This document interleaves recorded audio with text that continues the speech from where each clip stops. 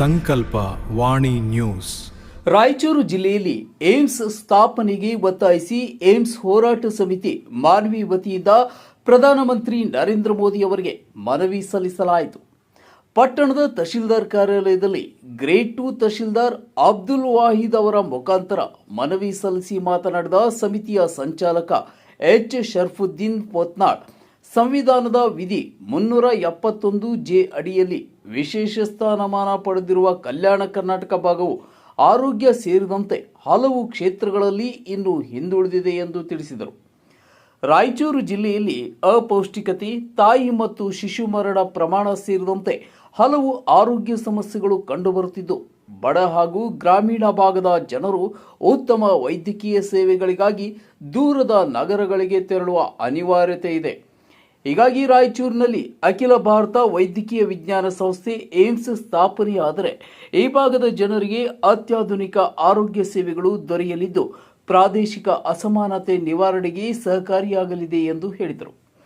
ಕಳೆದ 1500 ದಿನಗಳಿಂದ ರಾಯಚೂರಿನಲ್ಲಿ ನಡೆಯುತ್ತಿರುವ ಏಮ್ಸ್ ಹೋರಾಟಕ್ಕೆ ಬೆಂಬಲ ಸೂಚಿಸಿರುವ ಸಮಿತಿಯು ಕೇಂದ್ರ ಸರ್ಕಾರ ಜಿಲ್ಲೆಯ ಜನರ ಬಹುಕಾಲದ ಬೇಡಿಕೆಗೆ ಸ್ಪಂದಿಸಿ ರಾಯಚೂರಿನಲ್ಲಿ ತಕ್ಷಣ ಏಮ್ಸ್ ಸ್ಥಾಪನೆಗೆ ಕ್ರಮ ಕೈಗೊಳ್ಳಬೇಕೆಂದು ಒತ್ತಾಯಿಸಿತು. ಸಂಕಲ್ಪವಾಣಿ ನ್ಯೂಸ್, ಮಾನ್ವಿ.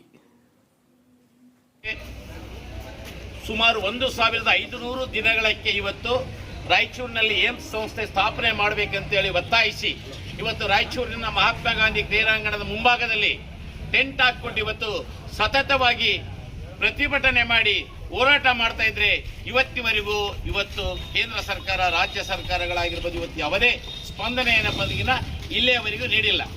1500 ದಿನಗಳಿಂದ ಸತತ ಹೋರಾಟ, ಇಡೀ ರಾಜ್ಯದಲ್ಲೇನೆ ಇಷ್ಟು ದೀರ್ಘಾವಧಿಯ ಹೋರಾಟ ನಡೆದಿದೆ ಇಲ್ಲ ಅಂತಕ್ಕಂಥದ್ದು ಗೊತ್ತಿಲ್ಲ. ಹೀಗಾಗಿ ನಾನು ಇವತ್ತು ಈ ರಾಜ್ಯದಲ್ಲೇ ಇದು ಐತಿಹಾಸಿಕ ಹೋರಾಟ ಅಂತೇಳಿ ಈ ಸಂದರ್ಭದಲ್ಲಿ ಹೇಳಲು ಬಯಸ್ತೇನೆ. ಸುಮಾರು 4 ವರ್ಷಗಳ ಗತಿಸಿನಪ್ಪ ಸುಮಾರು 40-50 ದಿನಗಳು ಏನಪ್ಪ ಇವತ್ತು ಆಗಿದ್ದಾವೆ. 4 ವರ್ಷ ಅಂದ್ರೆ 4 ವರ್ಷಗಳ ಕಾಲ ಈ ಒಂದು ರಾಯಚೂರಿಗೆ ಏಮ್ಸ್ ಸಂಸ್ಥೆ ಸ್ಥಾಪನೆ ಮಾಡಬೇಕಂತೇಳಿ ಒತ್ತಾಯಿಸಿ ಹೋರಾಟ 10 ಹಲವು ಹಂತದ ಹೋರಾಟಗಳು ಇವತ್ತು ನಡೆದಿದ್ದಾವೆ.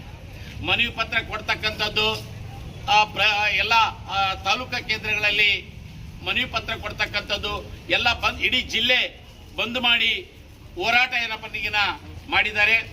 ರಾಯಚೂರಿನಲ್ಲಿ ಬಸವರಾಜ್ ಕಳಸ ಮತ್ತು ಅಲ್ಲಿ ಎಲ್ಲ ಹಲವಾರು ಒಡನಾಡಿಗಳು ಸೇರಿಕೊಂಡು 10 ಹಲವು ಹಂತದ ಹೋರಾಟಗಳನ್ನ ಮಾಡಿ ಇಡೀ ರಾಜ್ಯದ ಎಲ್ಲ ಪಕ್ಷದ ಜನಪ್ರತಿನಿಧಿಗಳಿಗೆ ಮನವರಿಕೆ ಮಾಡಿ ಇವತ್ತು ಇಲ್ಲಿ ಯಾಕೆ ರಾಯಚೂರು ಜಿಲ್ಲೆಯಲ್ಲಿ ಏಮ್ಸ್ ಸಂಸ್ಥೆ ಸ್ಥಾಪನೆ ಮಾಡುವ ಅವಶ್ಯಕತೆ ಏನಿದೆ ಅಂತಕ್ಕಂಥದ್ದು ಇವತ್ತು ಮನವರಿಕೆ ಮಾಡಿರ್ತಕ್ಕಂಥದ್ದು.